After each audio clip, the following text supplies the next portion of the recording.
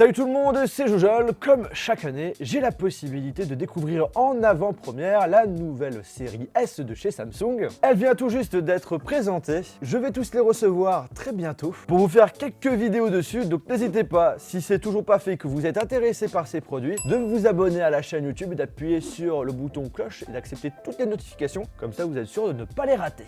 La logique aurait été Galaxy S30, puisqu'avant on avait Galaxy S10, Galaxy S20. Ils ont plutôt décidé de mettre à jour leurs chiffres en rapport avec l'année. On est en 2021. Faites place à la série Galaxy S21. Contrairement à d'habitude, ils sortent leurs appareils bien avant leurs prédécesseurs. Là, vous pouvez déjà les précommander. Sortie officielle le 29 janvier. Pas de chance pour Samsung. On savait tout avant la présentation. Toutes les fuites étaient réelles. Le gros changement, c'est en ce qui concerne le design. C'est là où ils ont voulu vraiment frapper très fort. Et j'avoue, ils sont vraiment très beaux. Et il y a surtout énormément de couleurs au choix. Contrairement à avant, toutes les couleurs ont droit à un dos mat en verre. Donc bien entendu, on aura toujours la recharge sans fil inversée, qui l'hiver dit tout de même aussi fragile. Donc n'oubliez pas, si vous souhaitez protéger votre futur smartphone Samsung ou autre marque, mon partenaire RhinoShield est là pour ça. Coque, écran de protection, vous avez vraiment la totale. Et en plus, ils ont sorti plein de nouveaux designs avec des grosses collaborations comme NBA, Naruto, NASA, Fortnite. Et vous avez aussi les designs Jojol. Bref, faites-vous plaisir, lien dans la description et moins 5% avec le code Jojol21. Enfin, ils ont même fait une collab avec PewDiePie, avec Squeezie. Bref là, au level. Bon, revenons à nos jolis S21, dos en mat, design, des objectifs retravaillés avec un contour en aluminium. Le Galaxy S21 est proposé en gris, violet et rose. Le Galaxy S21 Plus en noir, argent, violet. Et il y a deux couleurs en exclu qu'on peut uniquement acheter sur le site officiel de Samsung, rouge et doré. Et pour le gros Galaxy S21 Ultra, de base vous avez couleur argent et noir, mais vous avez aussi des exclus sur leur site internet, marron, bleu marine et gris. Dommage, pas de rouge ici. Samsung, si vous regardez cette vidéo, s'il y a la possibilité de faire une exception, de faire une version rouge, écoutez, moi je suis là. Autre gros changement, c'est en ce qui concerne le prix. Prix à la baisse. Le Galaxy S21 est à partir de 859 €, soit 150 € de moins par rapport à l'année dernière. Le Galaxy S21 Plus à partir de 1059 € et la version Ultra à partir de 1259 €. En capacité de mémoire, deux versions, 128 Go et 256 Go. Et si vous voulez passer à du 256 Go, il faut juste compter 50 € de plus, quel que soit le modèle. Aussi, c'est une première chez Samsung et ça suit tout simplement Apple. Eh bien, nous n'aurons plus de chargeur secteur dans nos boîtes pour des raisons écologiques, mais je pense aussi économiques. Et c'est aussi pour ça que le prix a été revu à la baisse. Il faudra donc soit utiliser votre ancien chargeur, soit celui d'un autre appareil, ou soit si vous n'en avez vraiment pas, d'en acheter un en supplément. Samsung a aussi décidé de faire deux autres choses qui peuvent éventuellement fâcher, mais qui permet justement cette baisse de prix. Gros retour en arrière, c'était quand même la force sur ces smartphones. C'est la disparition d'avoir la possibilité de rajouter de la mémoire via une carte micro SD. Ça ne sera plus possible. Et ensuite, le choix pour le S21 et S21 Plus d'arrêter le Quad HD+ sur l'écran. On sera cette fois-ci uniquement sur du Full HD+.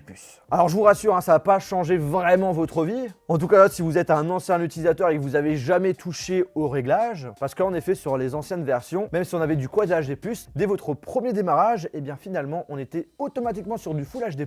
Il fallait aller dans les réglages pour pouvoir l'activer. Si vous n'avez jamais fait ça, en soi, vous allez voir aucune différence. Et j'en suis convaincu qu'il y en a plein qui ne le savaient pas. Et donc, au final, le Quad HD+, avait vraiment aucune utilité. Par contre, heureusement, on reste toujours sur la fréquence de 120 Hz, donc ça, c'est juste génial. À l'utilisation, c'est un vrai régal. On a l'impression que tout est rapide, tout est fluide. Donc ça, c'est top de l'avoir laissé. Ça aurait été dommage d'avoir un retour en arrière. Là, ça aurait été pas très cohérent. Dans tous les cas, très bel écran. On a des très belles couleurs. Au niveau de la luminosité, voilà, j'ai pas pu tester ça en profondeur. Moi, j'ai quand même eu une vingtaine de minutes, dont j'en parlerai dans d'autres vidéos. Mais après, voilà, j'ai pas de souci à me faire, sachant que Samsung sont quand même les meilleurs dans ce domaine. Par contre, pour la version Galaxy S21 Ultra, on reste sur du Quad HD+, avec la possibilité de l'utiliser avec du 120 Hz. Et ça, c'est super parce que avant, c'était bloqué. On pouvait que avoir ce 120 Hz en Full HD+, alors qu'en fait, par logiciel, c'était vraiment bridé. Justement, j'avais fait cette critique et ça fait plaisir de voir que Samsung nous écoute. minutes. Donc on va vraiment pouvoir profiter au max de notre écran, même si c'est vrai, ça va prendre en autonomie. Après, on peut avoir des belles surprises, mais je reste un petit peu sceptique. En parlant de batterie, bah écoutez,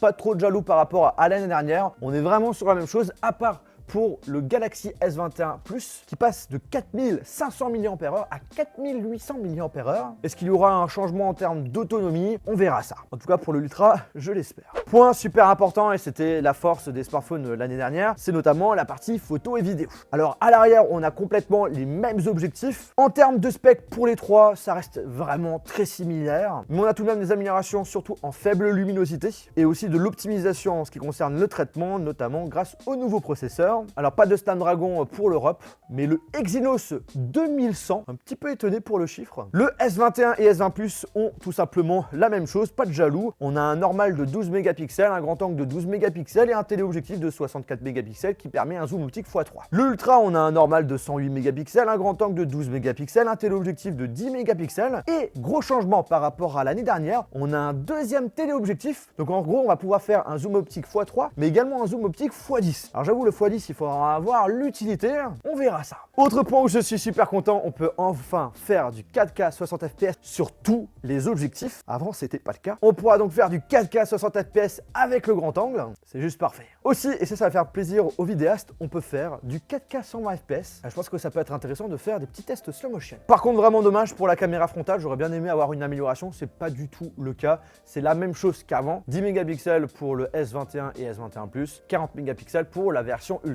Niveau fonctionnalité, on n'a pas vraiment de nouveautés, à part une qui a refait son apparition, et ça fait plaisir, c'est le mode réalisateur. En gros, on a la possibilité de pouvoir filmer tout en utilisant plusieurs caméras en même temps. Donc genre par exemple, j'ai envie d'utiliser la caméra arrière et la caméra à l'avant en même temps, on peut le faire. Donc pour vlogger, c'est plutôt cool. Sinon, globalement, je vous ai un petit peu tout dit. Après, voilà. Bien sûr, tous sont 5G. Il n'y aura plus de version 4G, contrairement à l'année dernière. Et aussi, petite modification en ce qui concerne le capteur d'empreinte digitale. Alors, il ne sera pas plus rapide qu'avant, mais il est plus large. Donc, du coup, pour détecter son doigt, ça sera beaucoup plus simple. Ah, aussi, ça, c'est que pour la version Ultra. L'écran est compatible avec le stylet S-Pen. On a en gros les mêmes fonctionnalités que le Galaxy Note 20 Ultra. Donc, on peut même se poser la question si les notes vont continuer à exister. Donc, vous pouvez utiliser n'importe quel S-Pen, ça marchera. En tout cas, pour les dernières versions. Si vous voulez en acheter un, c'est 39 € et propose un accessoire coque avec stylet intégré à partir de 70 €. En tout cas, si ces produits vous intéressent, sachez que les précommandes sont plutôt cool puisqu'il y a des cadeaux en plus, notamment des paires d'écouteurs sans fil et un petit tracker qui est leur nouveau produit, qui permet justement de retrouver où vous avez éventuellement mis tel sac, vos clés, etc., etc. En tout cas, j'espère vraiment que cette vidéo vous a plu. Si c'est le cas, je vous invite à lâcher vraiment un gros pouce bleu. Comme d'habitude, voilà, vidéo de présentation rapide. On en parlera plus en détail dans d'autres vidéos. N'hésitez pas à vous abonner si c'est toujours pas fait. Et sur ce, on se retrouve dans une prochaine vidéo. Salut!